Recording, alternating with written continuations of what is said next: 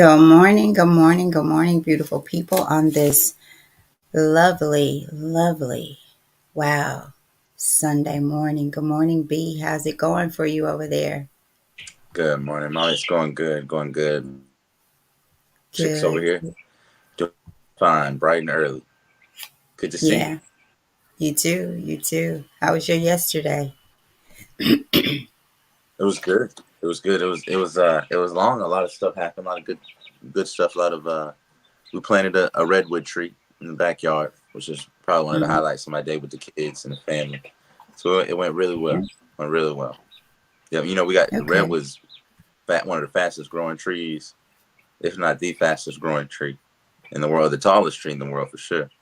So it's okay, gonna get pretty big. Yeah, okay. it's beautiful. How'd your day go, Mom?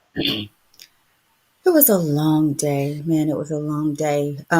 Before we get started, how are we on Instagram? I didn't. I did. Oh, yep, I I'm got sorry. it, but I don't know if I hit send. I said I did. I did set it up. I don't know if I hit send. Let's see. While Yeah, you're here it doing comes. that, I'm going to say good morning to um, Miss Brenda Davis. Good morning, y'all. Good morning, KL. Good morning. I did get your message, KL. Thank you for that. I was safe yesterday.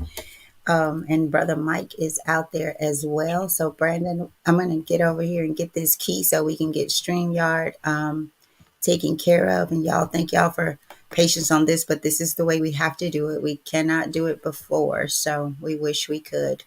So maybe Instagram, you will hear that your nosy self and change it, right? You nosy stuff. I like your mama. But yeah, it is to you in the inbox. There you But y'all, go. thank you again. And it is This is it is back to you. all right. Great, great, great. I think this is the 109th day of 109th day. consecutive 109th consecutive day of the End This Season podcast. Thank y'all so much for being with us, especially the ones that are here every single day live, especially the ones that have gotten the book, especially the ones that have shared this podcast and the show with other people. We really appreciate you. Want to show that you guys show you guys that we're grateful for you. So thank you again for being here. And hopefully today is a little shorter for you, Mama. And y'all let us know in the comments also how's your day been? How was yesterday for you? Yeah. Did you see anything um, over the last couple of days? I know what was it 2 days? Were you able to laugh at yourself? And with yesterday's, did you find did you run your race right with utilities? I think yesterday was about the different animals that could swim and the duck being able to very well, but then failing at and he kept trying and ended up blistering his webbed feet and messed up the way that he swam. So he wasn't focusing on his gifts. He was focusing on someone else's wants for him or his what curriculum was placed before him. But be that eagle that said, I'm gonna climb that tree the way that I want to. I'm gonna get there faster than anyone else because I'm gonna use the wings that God gave me. Right. So Yeah. give me one moment here. Let me see. Let me There you go. good. I had one of those days where I didn't even get to. I'll be honest with you. Other than it is what it is, let it do what it do. Um, I didn't pick up any of these yesterday, and I think so important, y'all. I felt like I had run my race, meaning I had ran to the end where I hit a brick wall and just needed to rest. So I came home, walked right in, getting out of my clothes, right in the shower, ate, and got right on the couch. Like, and I'm talking about that was, that couch sleep is different, that kind when your head is bobbing and back and forth. That's some good sleep. There's some real dirty sleep, I'm telling you. That was your So daughter-in-law last night. yeah, after a few of those, I was like, okay, all right. But I did go right back to bed. So I got Good. the rest that I needed. And that's important, you guys, to just adequate rest. And some of us need more than others. Um, I can go, go, go, but then when I'm done, I'm done. Like Yeah. it's over. Yeah. So and then I'm okay again. So you just have Yeah. to I'm the know same you way. have to know the race you're running. Yeah. So I'm the same way. I had sparring yesterday and training And so I fought, I don't know, 10 rounds or so. Then went home and planted a tree. Had to dig the hole, take care of the chickens and stuff on the other work around the house and stuff like that. So yeah, I feel so I can go go go go go, and eventually I'm like, wait a minute, what's wrong with me? Something's going on. I need to Yeah. sleep.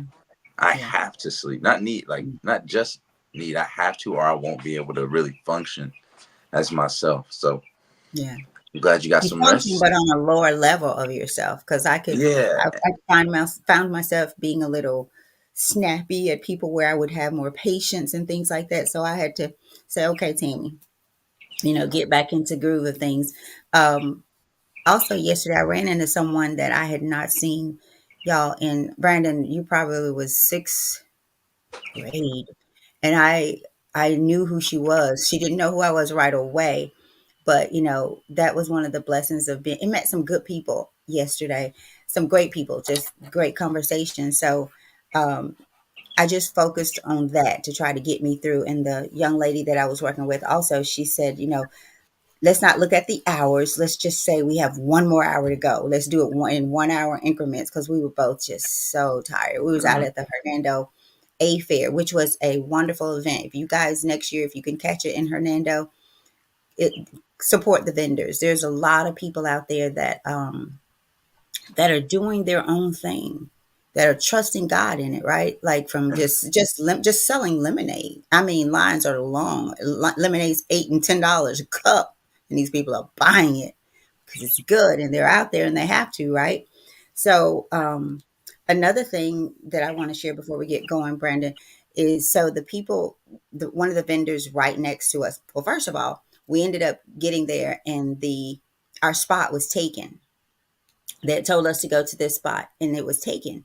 So we patiently waited, without getting angry and fussy. As a matter of fact, they were more angry and fussy between themselves than we were. So we was like, we're just gonna park over here on the side and wait it out. And we did. So they ended up giving us a spot like on a corner, really good prime, still a prime spot because we're catching the people as they're coming in. And we're trying to put this big 10-foot tent up, right? So the guy next to us just comes over without asking. He helps get the tent up and everything. Well, he loses his keys, and Jimmy had gone out with me just to help me get set up, and then left and was going to come back and help me take it all down. And so the guy came over, helped, got it up. Jimmy left. So as we were getting ready to close out, he and his wife, who were there working for their daughter, they had lost their keys. They could not find their keys, and they did not live here. They lived somewhere between Columbus and West Point, I think he said. And they had Mhm. lost their keys, and they were looking and they were looking. And y'all, I've been there, done that, and it was such a look of dread. Like you've worked here all day, you got to drive back home, and you've lost your keys, right? Got all this stuff. So helped him look for it for a bit. They got the police involved, just trying to help them get in the car, find out what to do. So, he had been so helpful. And I said, I know that feeling. I said, I'm going to really pray that you find these keys. And I was so tired. One time as I'm praying, I was like, Lord, help them find their windows, y'all. That's how tired I was because I was there for windows. So no keys. We pack up, ready to go. And, they're over with the police at their car, and we get everything on the truck. And I tell Jimmy, I got to go to the bathroom before I go. I got to go to the bathroom. So he's sitting there waiting. I come back out. Guess who had found the keys? Jimmy. Mhm. He said, I looked over, and in the bush it seemed to be something like sparkly or whatever. And he said, so I got out and I went over there, and it was keys. And what the wife had did, she was pouring water out of the because her husband said, well, how did it get in the bushes? She said, well, I went over there to pour water out, and it must have just fell out of my hand. And I had the keys probably in my hand. So it was so interesting. And so I went, and the guy was like, wow, the guy that I helped ended up helping me, Mhm. you know? And Yeah. who knows? So it was just this we just traded this godly moment. You could see it in his eyes. You could see because how often do people just come over? Now he's got his tent up. He's traveled all the way here with his wife to work for his daughter's business because she couldn't that day. And how about that? Because I told him, I said, you tell her she's a lucky girl. She's a lucky child to have her parents come sit in this hot sun all day, drive here for a couple hours, and work her business. And I have some. It's called slimy stuff. He gave me some slimy stuff for the kids, Brandon. Um, so we had just an encounter with some good people, some good, wholesome, like-minded people. Because if somebody comes over to offer their help and want nothing for it, wow. And then to get to the end of the day and like, I can't find my keys, and who knows? God, I just helped somebody today and I don't have my keys. But at the same moment, same time, that was just a good feeling moment. It's a good way to end the day. Really good Mm, way to end the day. So that was I just good. No, that was a good story. I appreciate that. That was good. I'm glad I'm glad everything worked out. yeah, And I love days like that where everything comes full circle and there seems to be yes, have been some purpose in it, even if we don't know the full story, yeah. full purpose, right? It could have been saving them from something, or it could have been saving you from something. We Who knows? said that, right, right, He could have still been helping y'all. Him losing his keys could have saved y'all from some calamity. right, right, You really never know. So I'm glad right. everybody made it out all right, and everybody had a good day of business. Well, Mm, folks, we are again the end of the season podcast on the 109th consecutive day. Let's jump right into it. What we do at this show is we go through daily motivations, daily inspiration. We come here to add value to each other's lives by reading daily passages for motivations. And the book that we're getting these passages from is Daily Motivations for African American Success by Dennis Kimbro. There's his face right there. There's the book. If you haven't gotten the book, please go get the book. I won't even beg you. I won't say please. If you want to grow, and if you want to mm, participate in this process with us and grow with us and have those enlightening moments, it is so much more powerful if you have the book yourself, if you can cross reference, if you can read it yourself and read along as I'm going through it. But a little bit about this book, Daily Motivations for African American Success, will help you focus on the thoughts, attitudes, and deeds that will lead to the achievement of your true goals. And 365 short, powerful motivations, one for each day of the year. Dennis Kimbro, the author of the popular Think and Grow Rich, A Black Choice, leads us to discover how to use the present moment and our own gifts to transcend labels, cultivate a positive attitude, become wise enough to know when to say yes and when to say no, and to look inward for answers to life's challenges. Each motivation begins with words of wisdom from such distinguished and celebrated African Americans as Malcolm X, Marion Wright Elderman, Whoopi Goldberg, Charlene Hunter Galt, Bill Cosby, Carl Rowan, Mother Hale, Reverend Leon Sullivan, and hundreds of others. This treasure trove of practical inspiration will give you fresh encouragement every day of the year, but what it teaches will last you a lifetime. That's a little Do bit y'all about feel the like book. y'all just know that? Has anybody gotten to the point when we read that you're just reciting it with Brandon from just knowing it because you've heard it 100 and most of us 109 days, right? Man, don't have to really look at it anymore, Brandon. As you read it, I just kind of know it, and I'm thankful for that. Oh, good, good. Yeah, it's good. I have to I still look at it a little bit, but I could probably close my eyes and do it all the same. Yeah, yeah. I want to say shout out to KL. I don't know if you could read his message there, and I know Miss Earlene would just Mm. feel blessed to.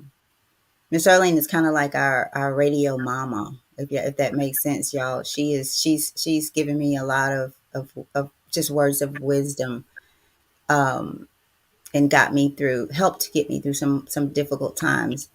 And she's the author for me of "While God I Might Not Understand, I Trust You." So KL, we say that to you, and while we don't understand, just trust God. Just trust God um, through your test. And I want to push you back to a conversation that we had years and years ago. about that same thing. I just thought about that. You and I had a long conversation about being tested. And I don't know if you remember, you said, I don't believe God tests you. Hmm. It's come full circle. So just trust God. He's growing you. He's growing you. Hang in Mm, there. So, all right, over to you, Brandon. mm. Interesting. Yep, yep. Thank y'all. And Kevin, man, hold your head, bro. I don't know what you got going, but this too shall pass, as they always say, right? This too shall pass. You going through something, or you going through something, right? So thank you for rocking with us. You've been here 106 days since I think he's been here.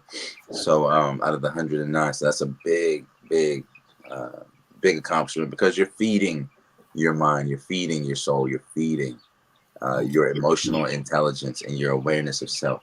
So give yourself a pat on the back. It's comforting to know as a person and as a man that you're feeding into yourself. You're adding value to your life because as men, and many times we, and women too, we like to give. We like to provide and uphold and things like that. And so it's good to pour into yourself. So shout out to you, man, for being here so often. But let's jump into it. What we got? The 19th, May 19th. Day, day, You got day, May 19th. Yeah. you got your coffee, Mo? I got my coffee. I told you I had couch naps yesterday. Man, y'all, telling you, just come home and sit on the couch and nod for a Yeah. few minutes. It's good. I'm telling y'all. Ooh. I ain't got that opportunity no more with these childrens. Hey, sometimes you can nod while they doing their thing. Just let the head fall. They'll wake you back up. Even few minutes of couch sleep That's is right. That's an right. hour. I'm about to get some little earplugs. That's what I'm about to do. Yeah, so they'll But let's they'll see they'll here. get it on. Let's No, get it. they're good. I love it. It's like the birds in the background sometimes until they start screaming. Because And one day you will wish they were right there, that they will keep you from sleeping. I'm telling you, in that form, one day you will long for them to be those little kids wrecking your nerves. Wrecking your nerves. I'm telling you. but I'm that a mom. long day seems a long way away. I mean, I'm just Telling you, it's nah, coming. It I is know. I'm just coming. I'm messing. All right. Well, the title for this May 19th is All You Have to Do is Ask. All you have to do is ask. And the quote from the distinguished African American is from George Halsey, the entrepreneur, who said, Life has more questions than answers. Life has more questions than answers. And the title, All You Have to Do is Ask. Several years ago, George Halsey, a highly successful Amway distributor, taught me the value of setting clear, specific financial goals. Over lunch in an exquisite North Carolina restaurant, Halsey shared a story with me about an elderly millionaire and a young man who desired to be rich. Do you want to be rich? The millionaire asked. I most certainly do, the young man answered. Then write down the amount of money you want and how much time you'll devote to acquiring it. The young man furrowed his brow. Do you think money will fall from trees just because I write a figure down on paper? He questioned.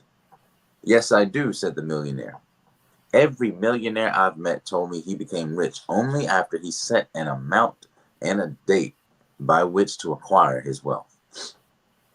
If you don't know where you're going, chances are you won't get there. And most unsuccessful people aren't aware that life gives exactly what you ask. So you must ask for exactly what you want. If your request is vague, what you'll get will be just as muddled. If you ask for the minimum, you'll receive the minimum. Do you doubt me? Just ask someone how much money he wants to earn next year. If this person is on the road to success and doesn't mind confiding in you, he'll answer immediately. But 9 out of 10 are incapable of answering this question. Theirs, the millionaire said, is the common mistake. Your mind desires to know just what you expect from it. If you do not ask for anything specific, that's just what you will receive. So the affirmation today that we read 3 times, one for me, one for you, and one for the person that you're going to send this to. The affirmation reads, right here and now, I know exactly what I want. Right here and now, I know exactly what I want. And last time, right here and now, I know exactly what I want. All right, Mom, what you got for her? Wow, I almost want to tell KL to pop in here with us because as you're reading through this, I'm KL. This one's for you today. This is very interesting. Wow. So this is I love it, Brandon. All you have to do is ask. It brings me to and I'm going to try to look this up real quick. I believe it's um, James 4 says, hold on one second, you guys. It talks about, asking for, when you ask, you do not receive because you ask with wrong motives, right? That you may spend what you get on your pleasures, right? And also asking is also about your faith, about faith. And remember, we talked about the desires of our heart, that God will give you the desires of your heart. And for a very long time, I had misinterpreted that. I was actually visiting church with Miss Erlene, and this lady was speaking about the desires of your heart are given to you when your desires become more like God. When you become more like God, your desires they're different, right? And so we have to be mindful of not just what we're asking, but what are we. It's like you said, Brandon, we don't want to make $1 million, we want to spend $1 million. So what do you want to spend it on? And the things that you're asking for, are they of the right motives, right? I learned for me, particularly, there was an event that someone had mentioned to me again, and I'd applied for this event a couple of times, to go and be a speaker, to have a spot there. And for some reason this year, it wasn't intriguing to me anymore, right? I was like, I just don't want to do it. I just don't. And it dawned on me that I'm in a different place. So I feel that my why I wanted to do it back then was for, oh y'all, I got this spot. I got this big spot with this big organization. And now I'm almost like, I don't even want to be a part of the big organization. I want the small organization with the people who really want to grow. That it's not just a thing. Like it's just not this big movement that will move only on that day and it will go our way and nothing is done. All that's done is what's done right there. So I didn't apply. I was like, I don't want to do it. I don't. And it just doesn't matter to me at this point. I have bigger fish to fry. I have a bigger load of fish, bigger number of fish than just going and wait. I felt like it would be a waste of my time. Right. And so I realized it was a moment for me where I'm realizing, wow, Tammy, you're really changing. Even just doing things in secret. Like I'm almost at a point where I don't even want people to know what I'm doing, and for kudos and things like that. It's hard for me even to post when I go speak somewhere. Yeah, Where before I'd be like, this is what I'm doing. Look, look, look. For the people who are there in that moment are the people who needed that. And I don't know, God may lead me on another day to put it out there, right? right, But all you have to do is ask. I'm going to say, you have to believe. This says all you have to do is ask. I'm going to say you have to have faith, just of a mustard seed. So when you ask not and get not, what is your faith? And I'm talking to me too, even in the work I do, I'm talking to myself. Do you have the faith that I could send you 15 people on one day? Do you have that faith? Because in my world, that's a lot. So sometimes you have big faith, but little asking. Or you think you have big faith, but little asking. Have you ever asked God for something and then the next minute be like, did I ask for enough? Like this big Hmm. God, did I ask for enough? And then what am I asking for? If you ask for 1 million, what are you going to do with the million? Do you know what you would do? Because if I ask you, okay, how much you want to make next year, if we're going to put this in a dollar amount, or I may ask you, how much do you want to grow this year? And if you say, oh man, 100%. And if I tell you then, you're going to grow through a lot. You're going to grow through a lot. Get ready. Eat your Wheaties. Hmm. Read your Bible. Read your Bible. Pray. Meditate. Spend some time in nature because if you want to grow 100%, oh my gosh, you're going to be tested, KL. So this one's good. Over to you. Cool, cool. Thank you, Mom. Um, I agree. I think asking of God, but also asking of yourself, right? Because when you ask, um, you're asking of your own capabilities as well, right? And I think we, for me, I'll say it's difficult to ask God for something without also asking myself to put up my best effort. You know what I mean? And Mhm. having some type of goal, some type of destination, um, gives you more focus on your path. You know, and I recognize that. And this is actually something that I could do more. You know, as far as writing down, because I keep so much in my head from dates and things like that. And as I get, older and more responsibilities and kids and wife and all these different things going on, um, that old thing of just keeping everything in my head is no longer working. It's no longer. I mean, I have a lot in there, I'm sure, but you know, I have so many things in it. Like May 19th, that rings a bell. I have my aunt Kim has her fashion show today. I just thought about it. And I've never written it down, and she told me this months ago. So I have all these dates and things in my head, and if I want to make those, I think I can prioritize those by writing them down. One thing my wife and I have done is we have these planners. We have these very detailed planners that we use to coordinate. And she's much better about this than I am, right?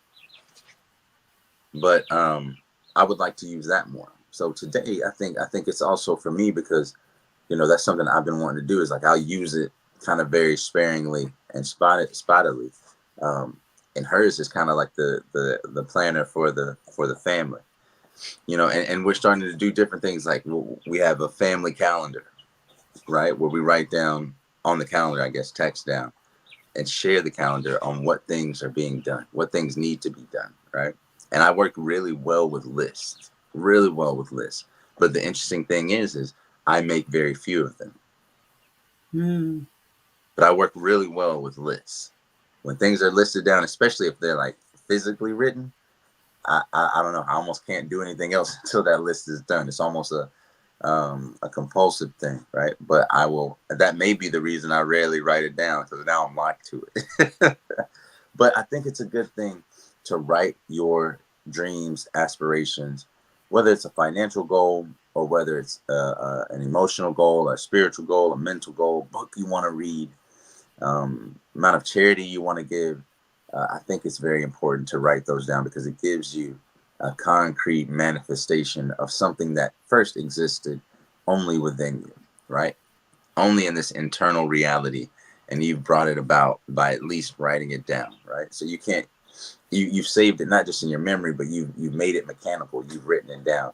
Also, I think what you said about your intentions when you do ask the creator, what are your, we talked about this a couple of days ago, purifying your intentions for it, right?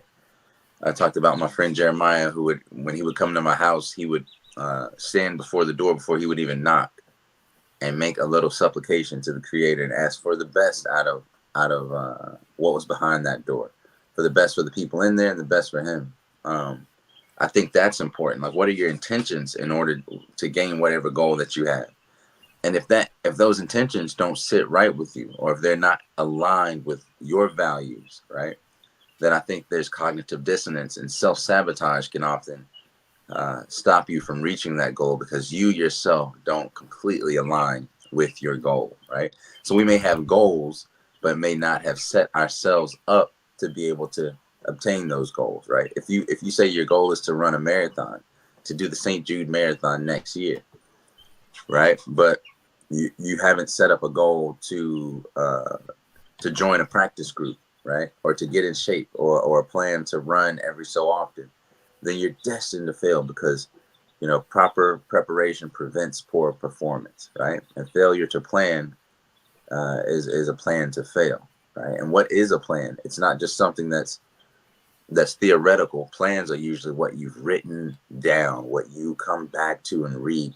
This is why, vision boards. I know there was a time when vision boards were very, very popular, right? Or people, and the law of attraction, right? People have spoken about the law of attraction. Well, if I see it, if I say it, if I put it on paper, if I cut it out of a magazine and I glue it to this poster board that I see every single day, somehow, some way, that will come to me, right? Because you will start ordering your steps to fit the narrative that you have presented, to fit the picture that you've created, both in your mind and now in the physical. So, but getting back to this, I thought it was interesting that he said most unsuccessful people aren't aware that life gives you exactly what you ask. Aren't aware. And why aren't they aware? Probably because they haven't asked. They haven't tried it, or they haven't asked with their whole heart and their full intention. Sometimes we pray, and we pray just like, oh, our Father thou art in heaven, hallowed be thy name. We say these things, but are our words hollow? Are we saying it out of repetition, or are we saying it with a powerful intention? And I think there's a difference. And he said that every millionaire, what was it? Every millionaire I've met told me that he became rich only after he set an amount and a date by which to acquire his wealth. And I'm thinking, does that only work with wealth? Could it also be with other things, right? Is the focus too much on money? If money is quote unquote the root of all evil, why is that what we're asking for? It's interesting. Money is made out of the same thing that toilet paper is made out of. But the value on these things and what we do with these things are very, very different. And so I think if our intentions aren't right, if we don't have a clear set goal that we've written down, if we don't believe in it ourselves, or we haven't prepared ourselves as best we can to attain that goal, I think we're destined to have trouble to get there. But if we do the opposite, if we ask earnestly, if we put our best foot forward first, if we try to change our condition with our hands, I think God will make a way. Especially if it's for us, and if we do it on, as Lil Will would say, on purpose, with purpose. What's the purpose of your ask? Is it to fulfill your nihilism and your own desires? And there's a place for that, no doubt. But I think when you start doing things for something greater than yourself, not only for something other than yourself, because you have to provide for yourself too, even spiritually, emotionally, mentally. I think we can easily get into a place to where we're pouring out and not being filled, right? But if your intentions are for something greater than yourself, you first have to have yourself. It's greater than yourself. It means like you have yourself, and then it's above that. That's what it is. It's not excluding yourself and giving it to everyone else. So I think there are ways to ask. There are ways to receive, and we have to do our best to make sure that we are primed for those efforts. So it's a short and sweet one today. Right here and now, I know exactly what I want. If we can say that, but do you really know? Write it down. What do you really want? And I think there's so many things to want now that our ask becomes muddied. I'll say for myself, there's so many things that are moving, right? There's so many things to grab, or even let's say talents. You might be talented at multiple things. You may be passionate about multiple things. You may, if it's a dollar amount, you might be thinking about the things you need to pay for that you already have, and the things you want to purchase later. But like I said, most people want to spend $1 million instead of make $1 million, right?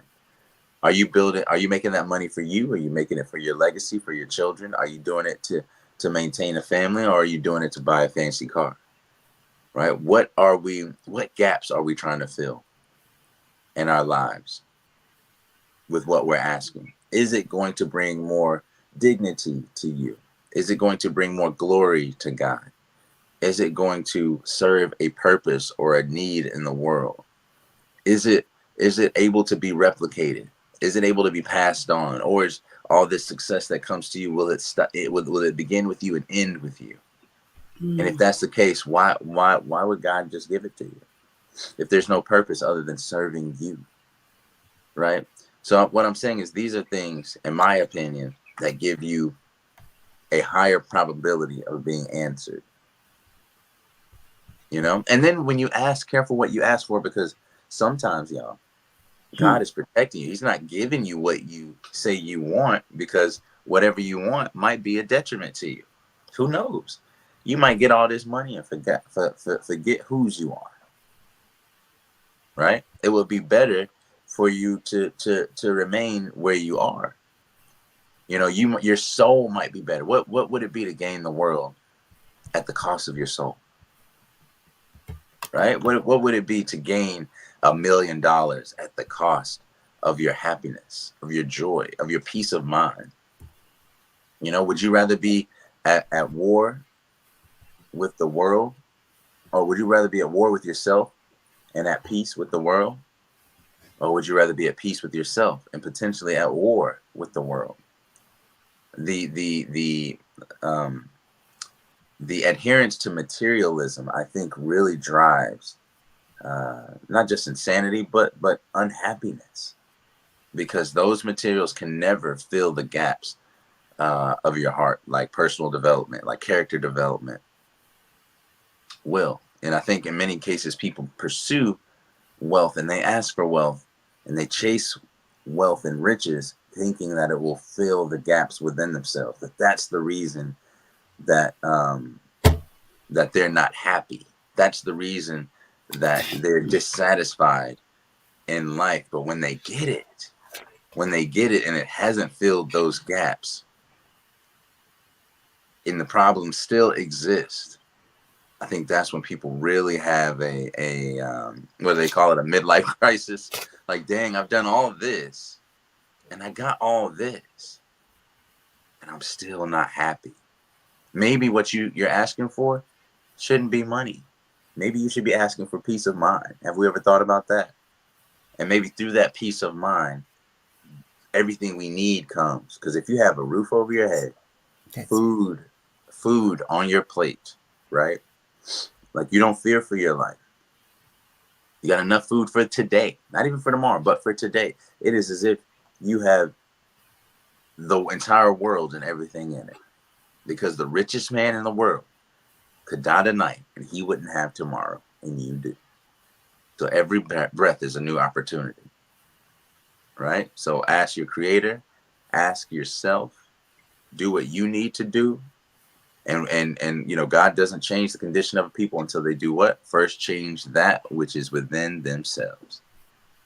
So focus on that. Ask yourself, what can I do more to get toward my goal and to achieve my goals? What can I put forth? Right? mm. And is this what I need? Is this really what I do? I have what I need before I'm asking for what I want? Am I asking for the dessert, and what I need is a real 3-course meal right now? You know?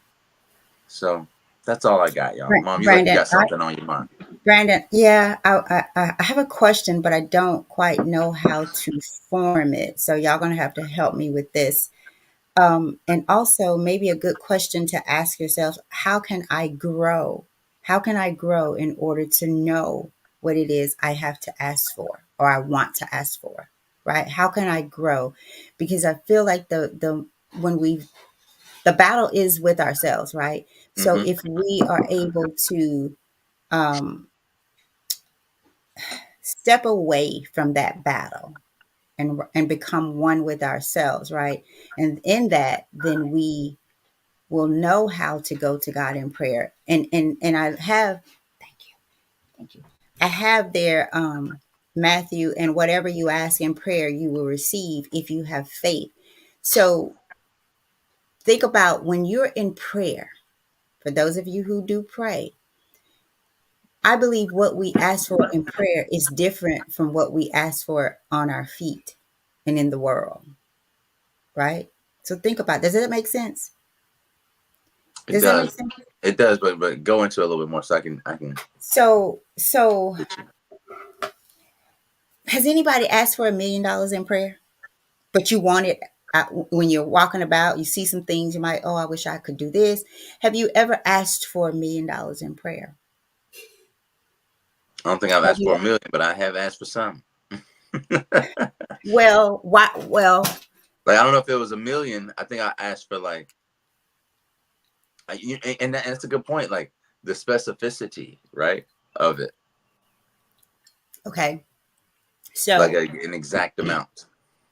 so I'm trying to form this in a question. I'm gonna give you what's in my head, and Brandon, you'll be able to help me here. But let me do this because I have a question out there for you that I'm pretty certain you would want to answer. So I'm going to put it out there, and then you take a look at that, and I'm going to tell you what's going on in my head to for you to help me get this question. So you see the comment? Mm-hmm. Okay.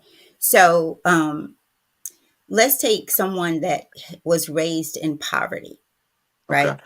Just for quote poverty, right? Because I don't believe in poverty, but um, and someone who was born into money. Do you think the person who was born in money ever really questions money or have to it's like it's almost as like they walk through the world with with an expectation of everything. I have everything, everything comes to me, and they have it because they grew up in it, Mm. right? So they have this probably attraction to money, which means, more money comes their way. And people may say because they were born into it, they don't have to work for it and so Mm-hmm. forth, right? Mm-hmm. Mm-hmm. But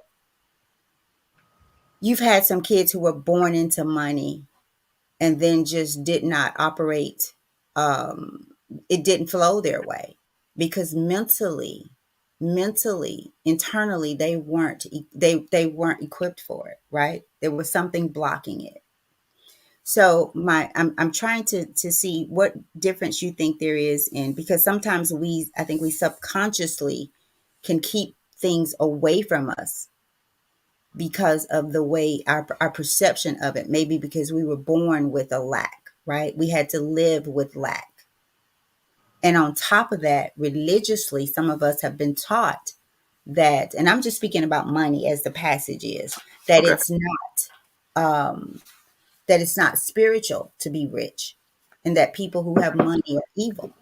And so often we carry these things around. And Brandon, you talk so much about, and I put this out here because I want you to explain this a little bit more. Mm-hmm. Um, Cognitive dissonance. Sometimes people may not know what that means. So Yeah. I'm saying sometimes we're playing tricks with ourselves, even about what we want and why we want it. So I might want this, but in hindsight, my life has told me that this is my cap. Mm. Like the kid who says, Get A's for what? I don't need A's to live in the hood." Kids think that. Get A's for what? I'm not going to Right. college.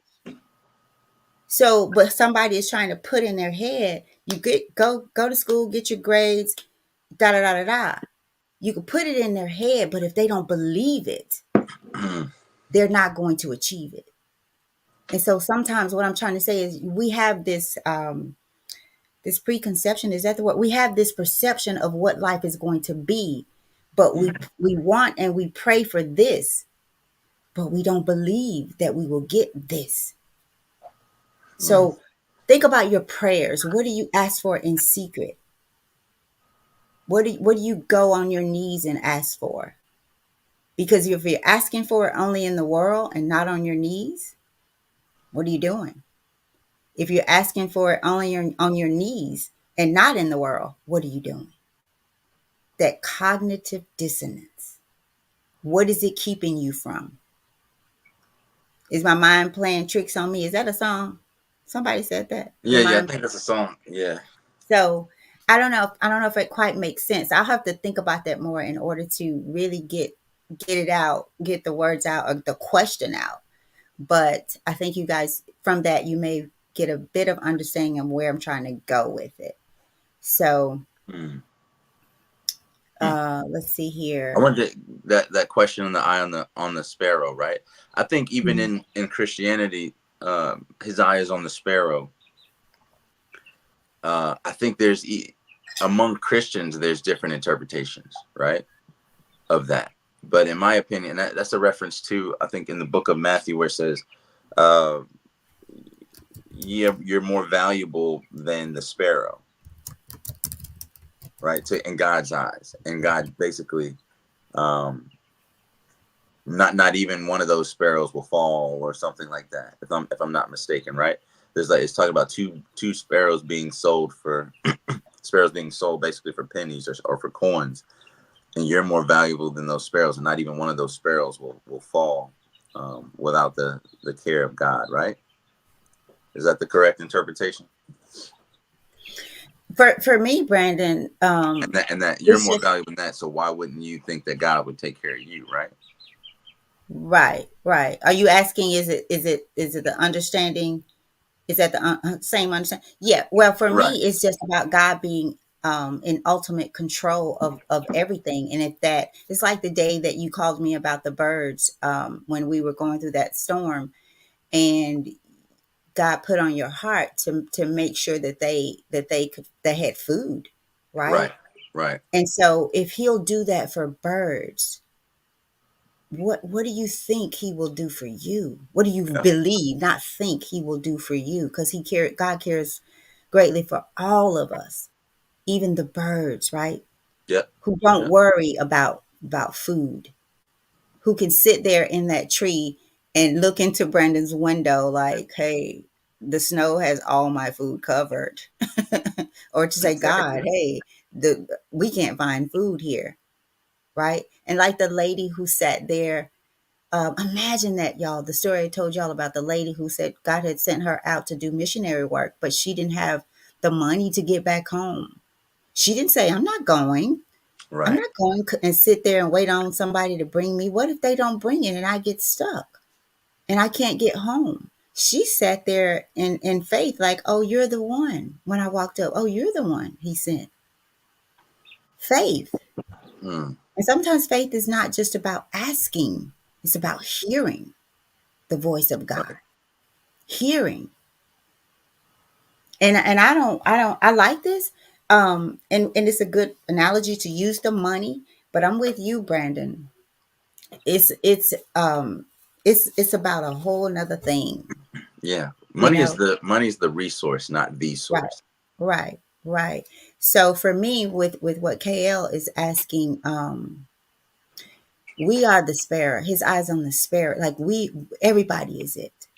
Yeah. God's eyes is always on you. It's just, are you looking back at Him? Are you looking back at God?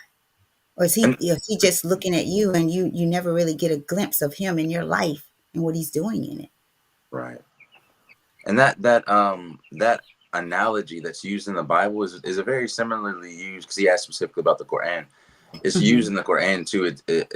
And in the Hadith. The Hadith are the so we keep the Quran separate. Like, we consider that the words of God, the speech of God that was delivered through the angel Gabriel, who we consider uh, is the Holy Spirit, right? That's the angel that delivers. So between Christianity and Islam, one of the distinctions is that Christians see, and some Christians, because it's different for different ones, they see the Holy Spirit as part of the tri-union kind of thing of God, Jesus, the God the Father, Jesus, and the Holy Spirit.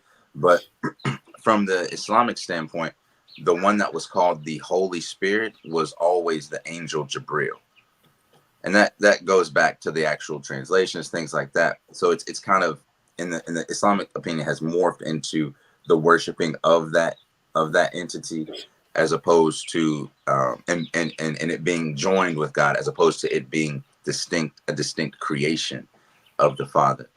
But the angel uh, um, uh, Jabril delivered the speech of God to Muhammad, who is the distant cousin of Jesus through Abraham. It's through the son of Ishmael. That's his great great great great grandfather.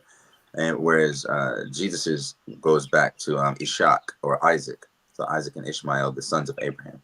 Just to give you guys kind of where this comes from, but we keep the Quran and the words of God separate from the words of the Prophet Muhammad, right? So we don't mix them to the distinct book given as the Quran is the speech of God.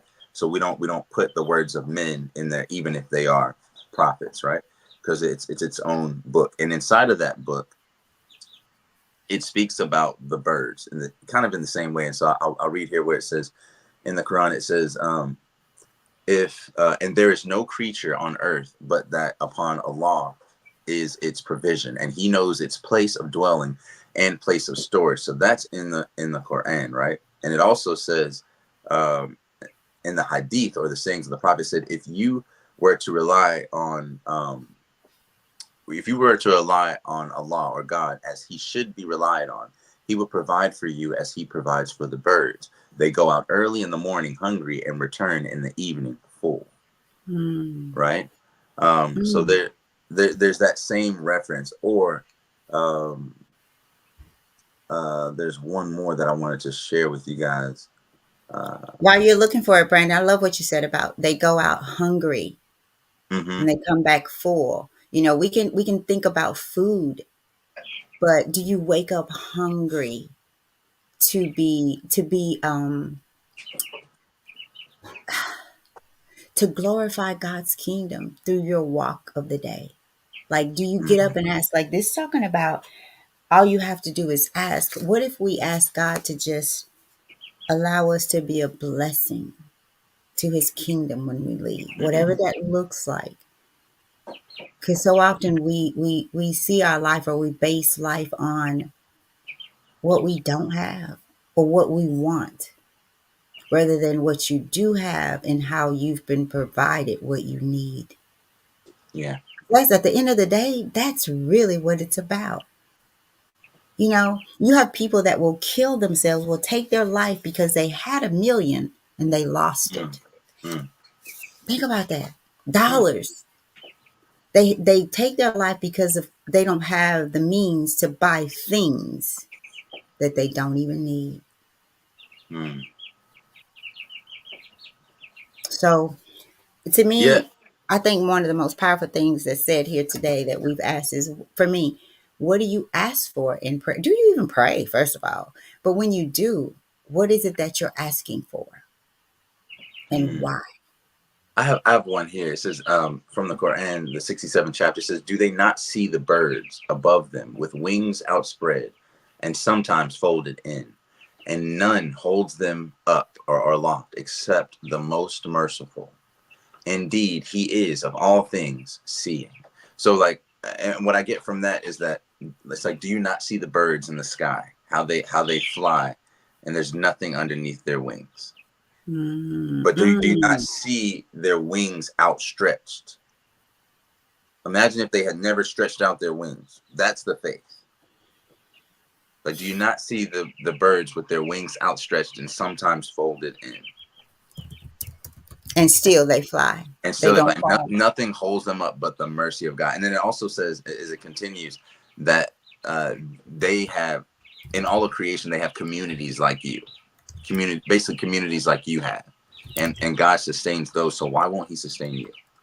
Why would you not believe that He would sustain you? Also in Islam, I do want to uh, speak about this, that the amount of money that you make, the amount of wealth that you have in life, is a decree from God. And it's that decree is given. There's a decree, like a set decree, and then there's a decree that can change, right? With in reference to God. So there's a decree about how much wealth you would obtain when you're born. And what can change that decree is your prayers, right? Or the mercy of God in any other kind of way, right? So imagine if you're born in the womb, uh, and the angels place the soul into the womb.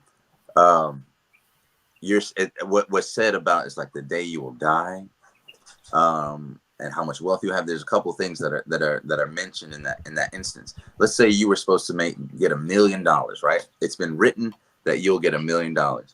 Well, if you whatever's yours will be yours. If the entire world wanted to stop you from getting it, they would, and God wanted it for you, they would not be able to stop you. But if the entire world wanted that $1 million for you, and God wanted to withhold it from you, they could do nothing to get you that $1 million. Nothing, right? And so, with that being said, what's yours is already yours. But there is a caveat here. Let's say you gamble, right? Let's say you're a gambler, or you steal, right? So say you were set to get $1 million, but you gamble in your early years and you get, let's say, $900,000 from your gambling, right? And so for the rest of your life, you have $100,000 left that you're going to gain. So you may gain that $900,000 in your youth, but then have nothing more but 100,000 coming in for the whole rest of your life, right? And people can look at that like, why am I not getting this? And not knowing that same amount that you had, even though it came to you through gambling, it came to you early. You basically took out of your account. If God told you, hey, don't gamble, you gained your money. Anything you gain, you think might be your own riches, right? You might be something that you earned, but if you got it in a way that God disapproved of, it's taking from that amount that was preset for you, and it could cause you to experience some form of poverty later on. So I think that's a very interesting distinction, that kind of keeps us more financially moral, or encourages us to be financially moral. Like, we don't cheat anyone. You don't change the scales where someone thinks they're buying this much amount of something and you're actually selling them this. You're charging them for, let's say, 2 pounds of a food item or something, but you really only gave them 1.8. That 0.2 comes from you. The Mm. value of that 0.2 is being taken from you as well. You have now stolen wealth, um, not from them, but you've more transgressed yourself. Because whatever's theirs, God's gonna give them, and whatever's yours, God's gonna give you. But it's your deeds within that you take from, or maybe through supplication add to by the degree of God. Brandon, I love that. Because you guys, sometimes, we'll get caught up in what it looks like, what it feels like, rather than what it really is. And sometimes most times we don't always know what it really is, but you know who you really are, right? And Mm, how you treat people. mm, Because there was the incident that I had a few days ago where I felt like the person really could have been oh gosh, so much more helpful, right? mm, Um, but they chose not to because, like, well, I that's not my business. I shouldn't have to do that. Da da da da da. And you miss out on an opportunity because it is truly a blessing to yeah, be a blessing. Period. And while you may not ever truly see or understand, I'll say understand what that means, because you're just taken care of because God is taking care of you, because you take care of people even when you don't feel you have to. You will choose not to do something just out of pure ego, yeah, yeah, not understanding that this is an opportunity for you to do God's work, not man's work, to do God's work, right? And that's, to me, that's what's Brandon, you said something about the birds that put something in my mind. Do you think that the bird ever really doubts that he will fly at takeoff? That he will go up and stay up until he's ready to come down? Think about that. Mm. He flies with his wings outstretched and nothing up under him. But the mercy of, Nothing up under him. But he doesn't doubt. Even with a broken wing, you'll see birds trying to fly and get yeah. up there. When we can have just a bad moment and we don't want to do anything else but say, "Woe, it's Mm. me." Have a pity party, Mm. right? So, Yep. Brandon, I know we're gonna lose Instagram here in a minute, y'all. This has been a good one. I hope y'all go back and do some study of your own with this one, and ask when in prayer, what do you ask for?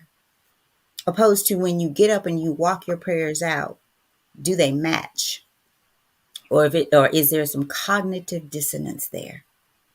And maybe that's the goodness of writing it down so that your Yes. prayers can match your walking prayer. Your prayers and on your knees or in prostration are your walking prayers. And let's and do you even pray on your knees? Are you humbling yourself when you're asking? You know, imagine if you. I mean, God told Moses, "Take off your shoes."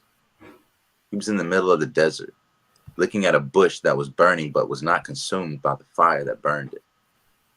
And a voice came from that bush, and it said, "Take off your shoes. I am that I am. I will be what I will be. That's who I am. Take off your shoes. Obey me now. You are on holy ground." Right? Every time when you start to pray, realize that the space that you're on right now is holy.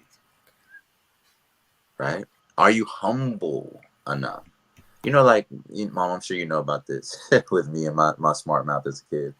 But if your child comes to you and they say, "Give me some candy," you could have M&Ms in your hand. You don't ask me like that. I work all this hard to provide for you, and you're gonna come up here and demand some candy from me?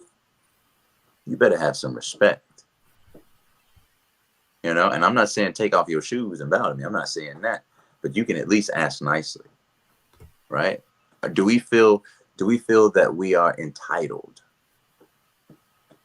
to God, to the blessings of God? Or do we feel humbled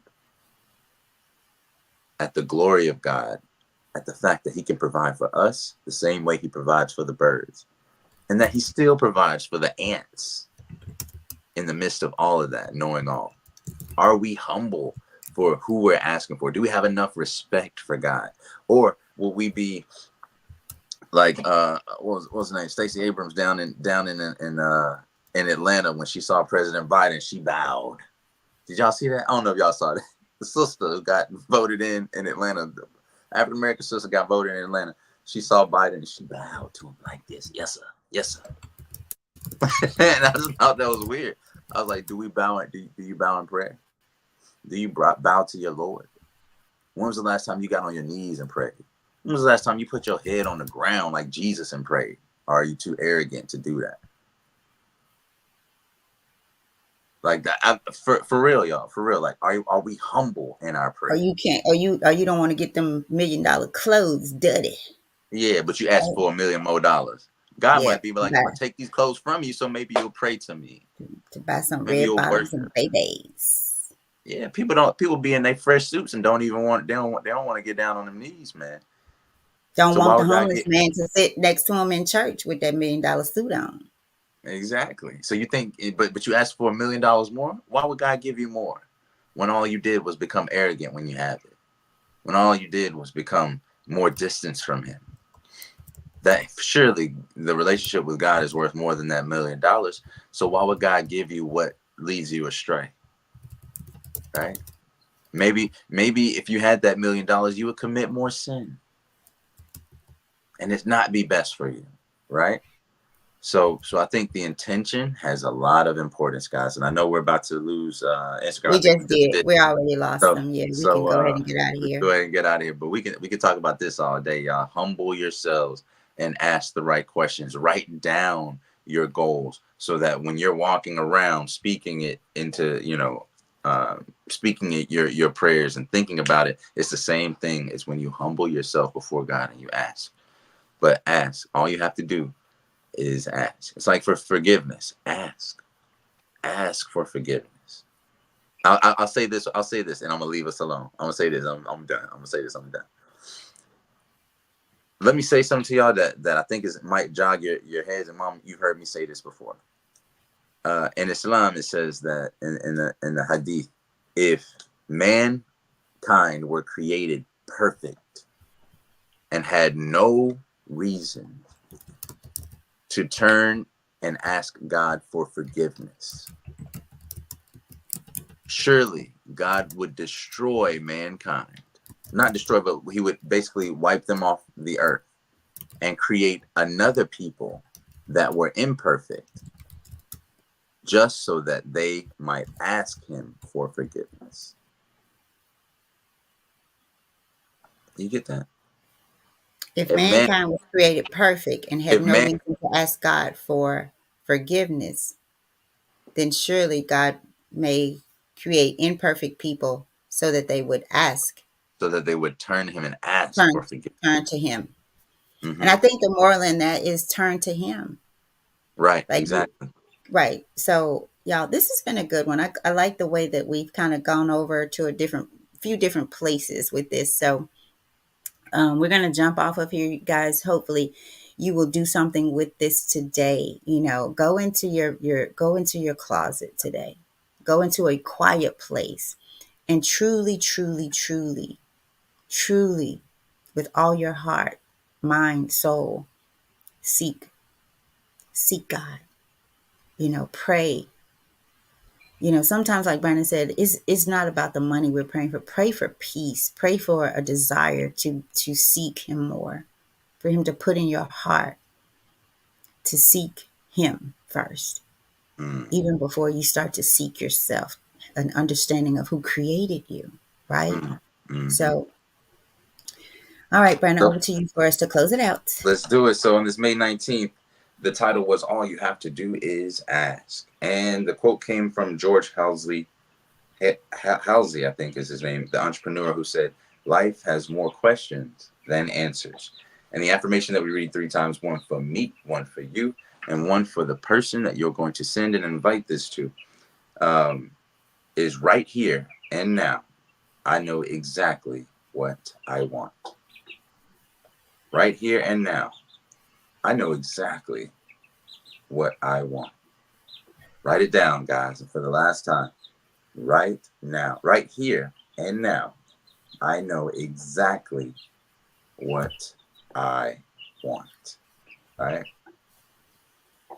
Maybe you want to be pardoned for something you've done. Maybe you're going through something now so that you can see yourself, so that you can ask for greater for yourself, from yourself, right?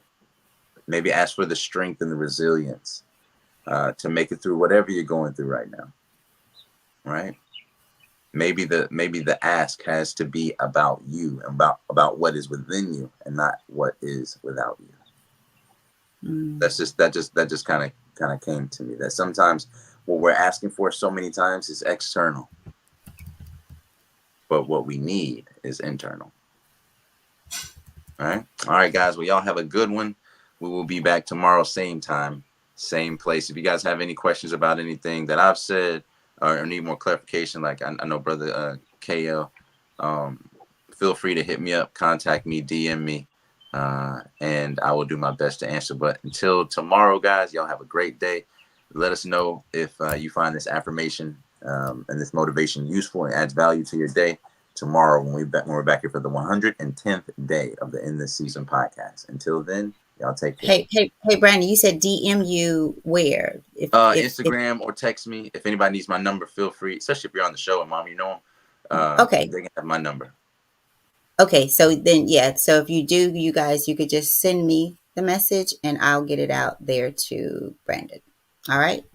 Mm-hmm. All Okay. right. Y'all take care. We'll see y'all tomorrow. I'm gonna post something out on Facebook, you guys. As soon as I get off, check it out. Allow it to just simmer to your heart, right? So I'm gonna post it right now as soon as Brandon closes us out. Thanks. All right, y'all. Y'all take care. We'll see y'all tomorrow, 7 a.m. Peace. Peace. Oh, wait.